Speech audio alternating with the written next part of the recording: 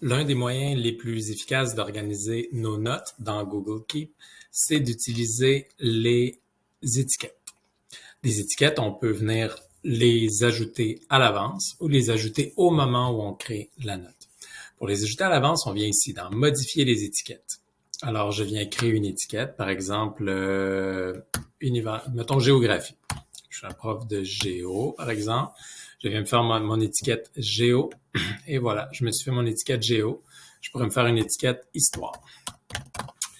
Et voilà, c'est fait. Et à chaque fois que je viens rajouter une étiquette ici, notez qu'elle apparaît ici à gauche.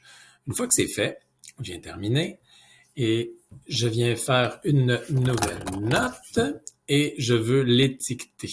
Alors, je m'en viens ici dans les trois petits points et je peux ajouter une étiquette et on voit toutes les étiquettes que j'ai déjà créées qui apparaissent ici.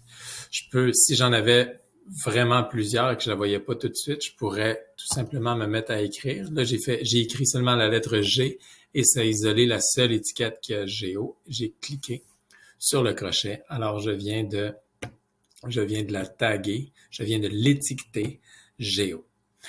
La beauté des étiquettes, c'est pas d'en utiliser seulement une pour une note. On peut rajouter une infinité d'étiquettes à chaque note. Donc, je pourrais venir ici, modifier les étiquettes et dire ça va être utile en géo, ça concerne info et ça concerne élève aussi. Et on voit les étiquettes qui apparaissent ici.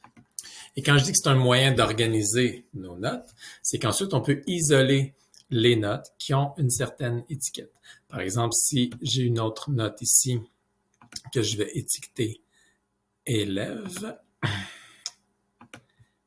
et je viens fermer. Si je viens dans ma catégorie élève ici, ça va isoler les notes qui ont l'étiquette élève.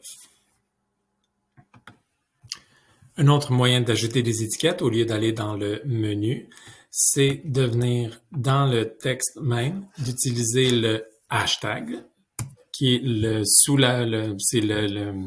la touche qui est sous la touche Escape sur notre clavier. Et on voit les étiquettes qui apparaissent ici. Alors, je peux cliquer sur « À suivre », par exemple, et cliquer comme ça sur « Géo » aussi. Et voilà. Alors, c'est un autre moyen d'utiliser les étiquettes.